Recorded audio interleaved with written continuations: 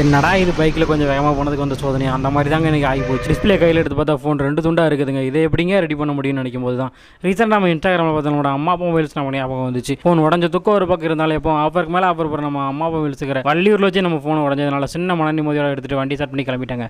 ஊரில் அம்மா மொபைல் எங்கே இருக்குன்னு பார்த்தீங்கன்னா வள்ளியூர் ரிலேகேட் பாலத்தை தாண்டி முருங்கல் ஷாப்க்கு அப்புறம் டார்லிங் சோனுக்கு முன்னாடி இருக்கிற முதல் ரைட்டில் எண்டில் இருக்கிறதாங்க நம்மளோட அம்மா மொபைல்.